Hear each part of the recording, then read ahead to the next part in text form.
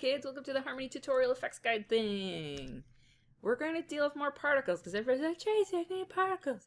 Tell me about the particles. Okay, man, calm down. We got more particles just for you guys. I've got a little basic setup. You should recognize these guys from before.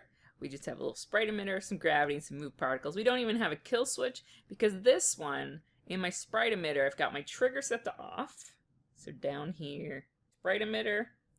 I've got my trigger has 0 here, 1 here, so it's going to start puking these things out once the trigger turns on, and then it turns off again here. So this is useful if you just need something to do a little poof of things, or just anything you need a little burst. You don't necessarily need to throw a kill switch in there because it's only going to create 100. If the scene's not too long, they're not going to just continue on for a long time, so kill is kind of optional here, right? So what I want to talk about though is the difference between gravity, which is what we've used in our previous example, and velocity. Okay, so I often recommend people start with gravity because it's very simple to understand. You have a direction, X, Y, Z, and this is directly linked to the speed. So if I put 0.1 instead of 1, it's going to go slower. And I could throw in lots of zeros there. It's going very slow now. And if I hit 1, then it's going to go pretty quickly. All right, so for the gravity, these are directly linked to the speed as well as the direction. And you can animate these as well. If we find our gravity down here, we can open that up a little bit. Pop some keyframes here on our Y direction. F6 keyframes. And now we can have it start off much slower. So let's take this and change it to 0.01. Boop, and make it a motion frame. So now you can see that it's going to go faster as it gets older. Whoop. So it starts off pretty slow, and we can slow out of this just like you would with any other animation. So it starts off pretty slow and then gains speed as it goes. Whip. All right. You can even change direction on this. I'll have third keyframe. Boop. Together a little bit more. So now we could do this instead. So it'll start off going down, and then it'll go up. Everything is going to respond to that gravity at the same time. So everything's going to turn around and then head back up as soon as this gravity changes. So it's a universal directional tool. So here we're just going to keep our regular gravity. We'll say minus 0.5. It's pretty reasonable speed to watch. So now we're going to add a velocity into the mix. The velocity is a birth parameter, so when the little particles are born, they're given an initial velocity that is then, it has nothing to do with what happens later. It's just you're getting thrown out at this particular direction and speed. So right now it's set to 1 in the X direction, so it's just going outwards in the X direction. We can change this to -1, and now it's going to go in the other direction.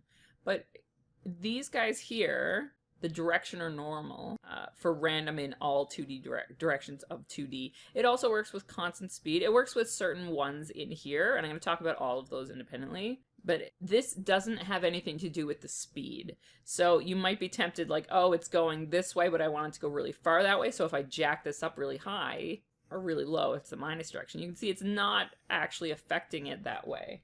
It's not going to change the speed at all.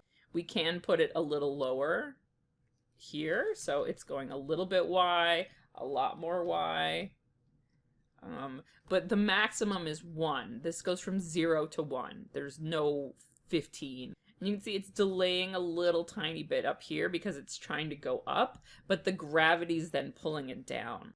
The Z, of course, is forward and back, which is also pretty hard to see with this minimal speed. So constant speed, it's going to, you pick a direction, we'll say 1, so it's going the opposite direction of our initial gravity, and then we can change the speed, but we can only change the maximum speed because it's given a constant speed.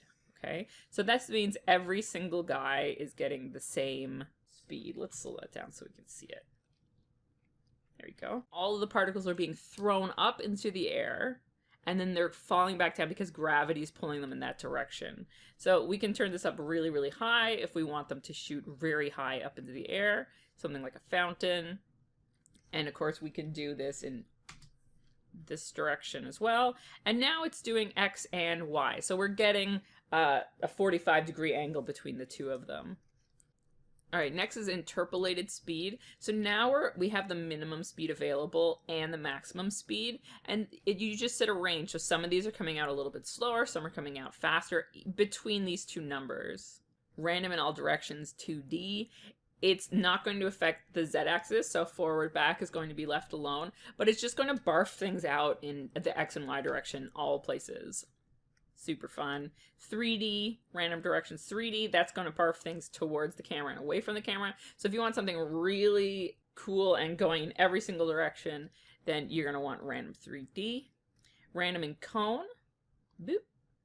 So this is great if you want like a cannon sort of effect or a fire extinguisher, something like that.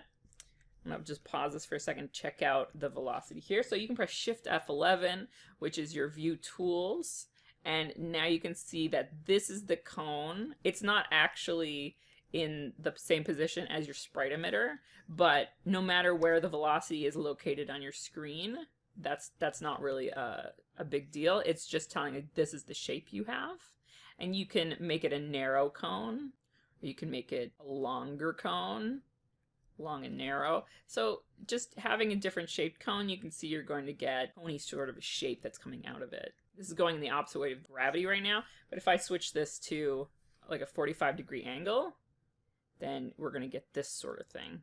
Whee! Next, after random in cone, we have the random in 2D pie. So this is like a flattened cone.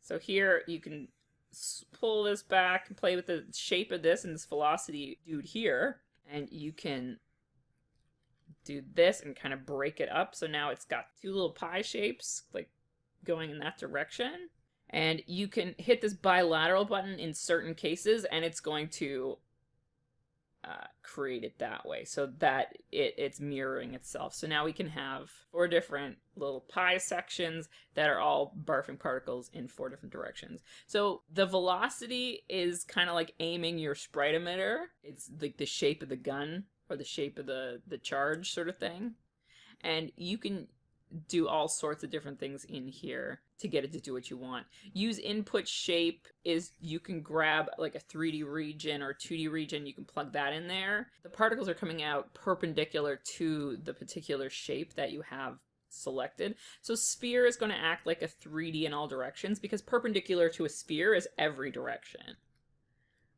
Cone is going to act a little bit like your cone, but of course you can throw a peg on here and view your cone and then animate this cone the way that you'd want this animated. The cylinder's going to act like a ring. All right, but the thing is, if you use the input shape, you're not getting control over the direction because the shape is giving you the direction. You're not getting control over the speed. See, I can't actually change these numbers here. So if we shrink this guy down, we're going to get a little bit of a smaller impact. Bigger one is going to spread out a bit more. Gives you a little less control over these actual numbers here, but it does give you a lot more control over this shape. So you have to look at what you want to accomplish and try and figure out which of these different choices are going to work for you. Using velocity with gravity is going to give you less of a samey look. Just using gravity, things can look very, very samey. So if you're using it for something like rain, which is very kind of boring and just falling, that's fine. But if you want to use something like an explosion or something, then you're going to want velocity so you can get the random speed options and stuff in there. And the last stuff down here, the deviation from direction, this has to do with what you can do with these little handles. So here I've just been doing it manually. I'm going to turn off the bilateral. So here you can use these little things to your minimum angle and your maximum angle. So this is going to be the maximum angle things are going to be puked out in, and this is the minimum angle. So if you have the minimum angle set at anything but 0, you're going to get a hole in the middle of your cone. So you can think that it's going to spray out in the cone, but there's going to be like a hollow space in the middle.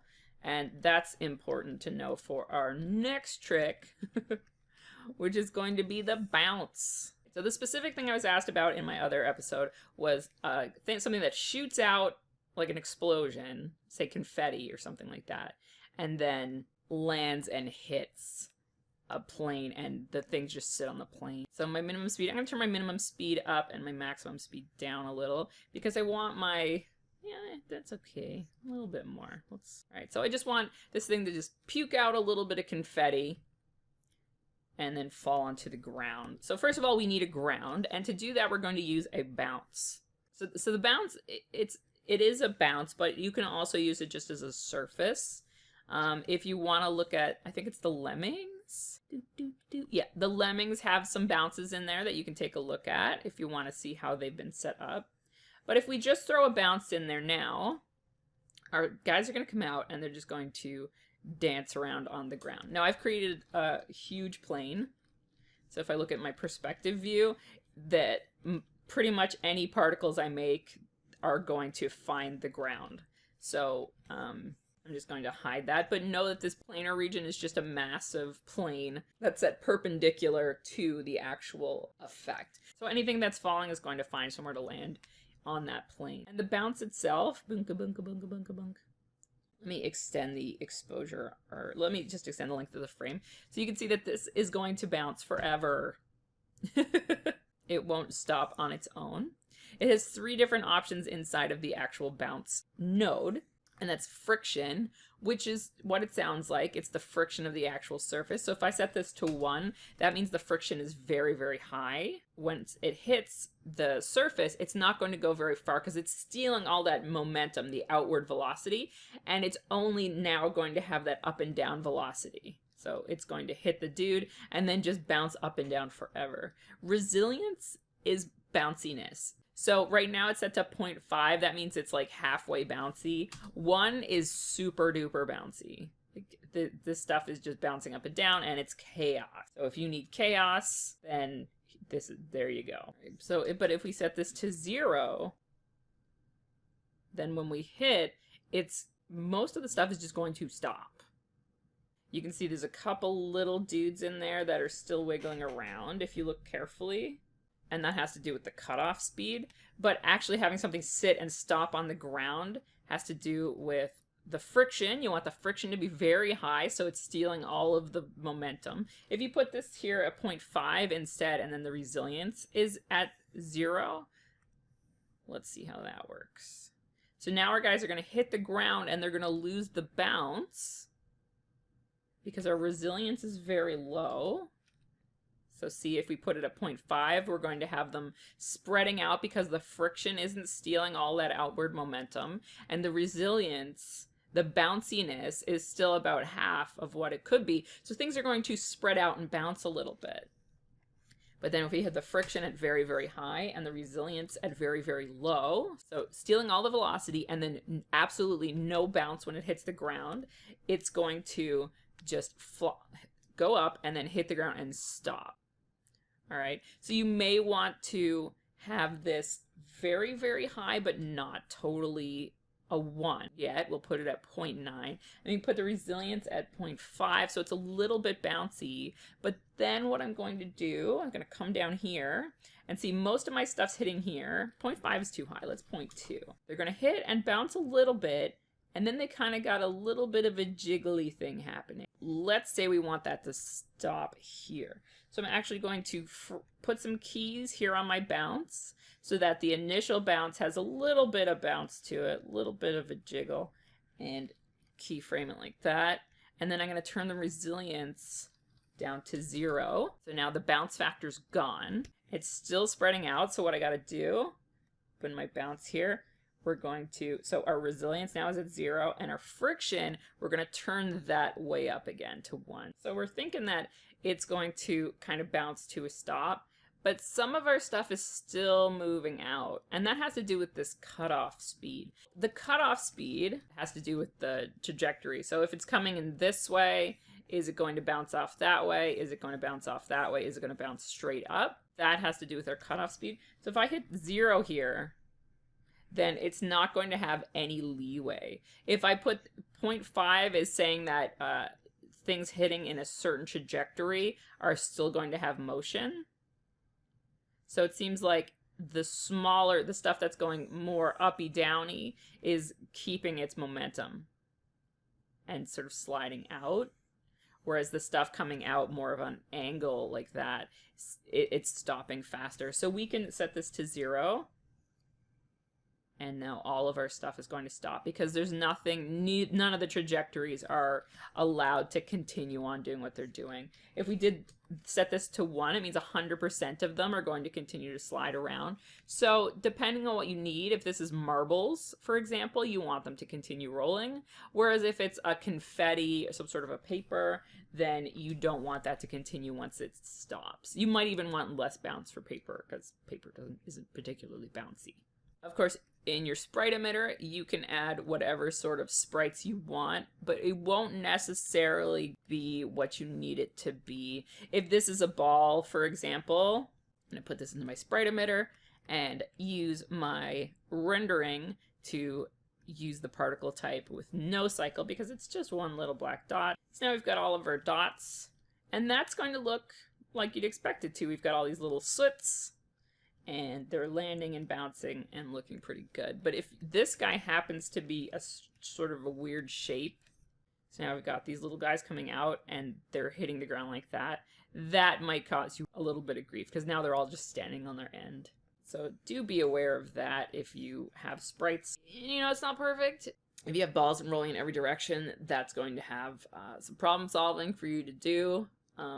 Maybe you could use several sprite emitters in different cycles to get them to look like they're rolling in different directions. But for simple stuff, confetti gun, explosions, that kind of stuff, you should be able to get some fun stuff happening, fun bouncy things. If you have any questions on the bounce, velocity, or other particle-related things, please leave them down below. I may or may not know the answer. I don't know all the answers. I'm making this up as I go. Like, share, subscribe, all those things internet people ask you to do, and I will see you in the next video, which of course is a mystery to us all.